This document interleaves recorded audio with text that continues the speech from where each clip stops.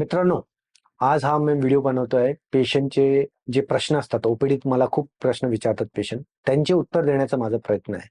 हे जे प्रश्न आहेत ते वॉल बदली झालेल्या पेशंटने मला विचारलेले आहे आणि मी त्यांची उत्तर देतो आहे. सर्वात सर्वात कॉमन प्रश्न असतो, हिरव्या भाज्या खाऊ का?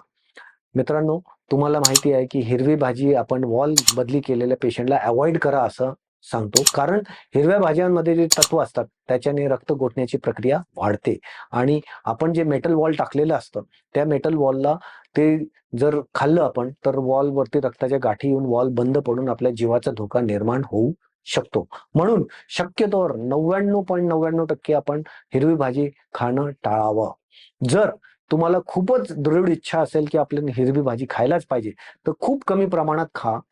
आणि जर जास्तच खायची असेल तर ती औषधासारखी खा. म्हणजे फिक्स्ड वारी, फिक्स्ड अमाउंट आणि किती खायची, कोणत्या दिवशी खायची ते फिक्स ठेवा आणि त्या हिशोबानेच तुमचे रक्तपाताचे गोळीचे डोस सुद्धा वाढून घेऊन मग तसंच कायम तुम्हाला ठेवावं लागणार आहे. एक दिवस खाल्ली, दुसऱ्या दिवशी नाही खाल्ली असं करता येत नाही. म्हणून माझा तुम्हाला सल्ला आहे की ग्रीन व्हेजिटेबल्स, हिरव्या भाज्या टाळावे. ज्या पेशंटचे वॉलचे ऑपरेशन झालेले आहे त्यांनी काटेकोरपणा टाळून द्यावं, हे माझा सल्ला आहे. दुसरा प्रश्न असतो, सर आमच्या वॉलचे आवाज येते रात्री झोपताना किंवा शांत जागेवर असलं. मित्रांनो, ही एक चांगली गोष्ट आहे. ही वॉलचे आवाज येणे म्हणजे टक टक टक टक असा आवाज येईल, हे तुम्हाला सांगतो की तुमचे वॉल चांगले काम करत आहे. जर तुमचा आवाज बंद झाला तर असं समजायचं की वॉल मध्ये काहीतरी गडबड आहे, वॉल व्यवस्थित चालत नाही. जवळ तुम्ही लगेच तुमच्या डॉक्टरांकडे जाऊन त्याचे 2D इको करून घेणे हे योग्य ठरणार आहे. तिसरा प्रश्न आहे, गोळी विसरले तर? मित्रांनो, जर तुम्ही गोळी विसरले आणि जेव्हा तुम्हाला आठवण आली लगेच त्याच क्षणी तुम्ही ती विसरलेली गोळी घेणे आणि नियमितप्रमाणे जी दुसरी गोळी आहे ती त्याच्या वेळेवर घेणे. विसरून गेलेली गोळी लगेच घेणे हे चांगली गोष्ट असते.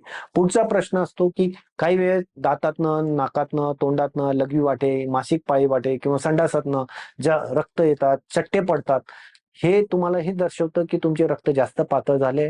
तुम्ही जवळच्या डॉक्टरांकडे जाऊन किंवा तुमच्या डॉक्टर एमडी क्वालिफाईड डॉक्टरांकडे जाऊन आयएनआर चेक करून घेणे आणि आयएनआर वाढलं असेल तर ऍडमिट होऊन रक्त घट्ट होण्याचे इंजेक्शन एफएफपी घेणे. त्याच्याने तुमचे जीव वाचवायला मदत मिळू शकते.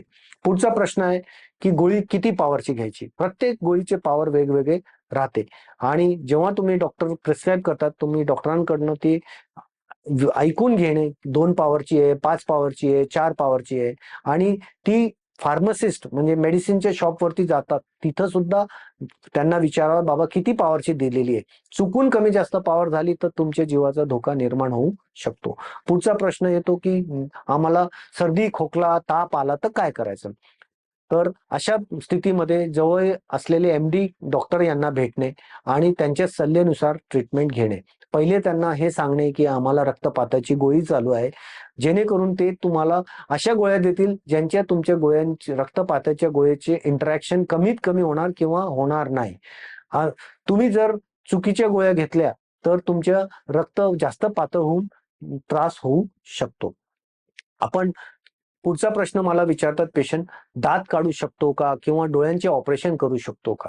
तर या अशा प्रश्नांचं माझं उत्तर हे राहणार, अशा वेळी तुम्ही आपल्या डॉक्टरांकडे जाऊन त्यांच्या हॉस्पिटलला 2 ते 3 दिवस ऍडमिट राहावं, रक्तपाताची गोळी बंद करावी, आयएनआर चेक करावे त्यांच्या सुपरविजनमध्ये आणि आयएनआर 1.5 च्या खाली आल्यानंतर प्रोसिजर दात काढण्याचे किंवा डोळ्याचे ऑपरेशन करून रक्तस्राव थांबल्यानंतर ताबडतोब रक्तपाताचे इंजेक्शन किंवा गोळी डॉक्टरांच्या सल्ल्यानुसार घेऊन आणि नंतर तुमच्या रक्तपाताची डोस ऍडजस्ट करून घेणे हे आवश्यक होणार आहे. म्हणून लोकलमध्ये तुम्ही दात काढणे किंवा डोळ्यांचे ऑपरेशन हे तुम्हाला हानिकारक होऊ शकतं. तुमच्या कार्डिओलॉजिस्ट किंवा कार्डियाक सर्जनला भेटूनच तुम्ही हे करणं योग्य ठरणार आहे. पुढचा प्रश्न येतो की आम्ही प्रेग्नंट होऊ शकतो का? बहिणी मला विचारतात. तर माझा सल्ला हाच आहे, मेटलचं वॉल टाकलेलं पेशंट आणि ज्यांना वॉरफॅरिन किंवा ॲसिट्रोम नावाची गोळी चालू आहे त्यांनी गरोदर होणे पूर्णपणे टाळायला पाहिजे. कारण या दोघं गोळ्यांमुळे तुमच्या गर्भावरती परिणाम होतो. गर्भ अपंग पैदा होऊ शकतो. म्हणून प्रेग्नन्सी अवॉइड करणे आवश्यक आहे. नेक्स्ट क्वेश्चन आहे, की टिश्यू वॉलच्या पेशंटला प्रेग्नंट होता येतं का? निश्चितच त्या टिश्यू वॉल ज्यांना टाकलेला असतो, कातडीचा वॉल, त्यांना प्रेग्नन्सी करता येते, कारण त्यांना रक्त पातळ करण्याची गोळी घेण्याची गरज पडत नाही. फक्त त्याच्यात एकच प्रॉब्लेम आहे, टिश्यू वॉलची लाईफ ठराविक असते, मेटल वॉलची लाईफ लॉंग असते. पुढचा प्रश्न आहे की आम्ही शारीरिक संबंध ठेवू शकतो का? तुम्ही शारीरिक संबंध ठेवू शकता, त्याच्यात काहीच वाद नाहीये.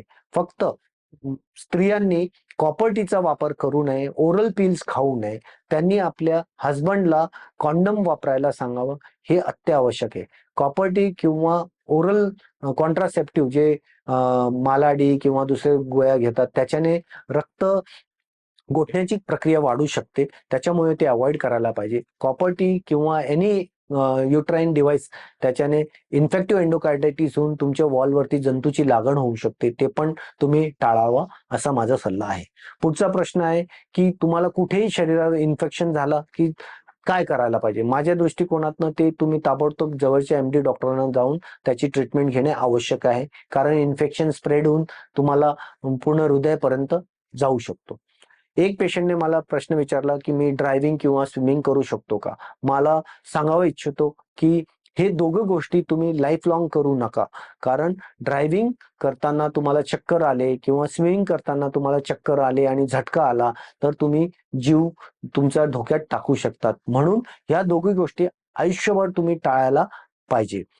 तुम्ही शार्प ऑब्जेक्ट्स, चाकू, छुरी या गोष्टीचा वापर कमीत कमी करावा आणि अशा धोकादायक गोष्टीपासून लांब राहावा असा माझा सल्ला राहणार आहे.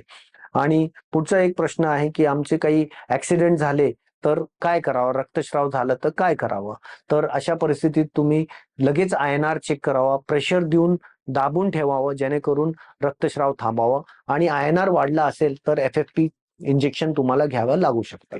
मला वाटतं आज या व्हिडिओ मार्फत मी तुमच्या भरपूर प्रश्नांची उत्तरं दिलेली आहे आणि त्याच्या हा भाग पहिला आहे. याच्यानंतर तुम्हाला काही प्रश्न असतील तर तुम्ही मला कमेंट बॉक्समध्ये पाठवू शकतात.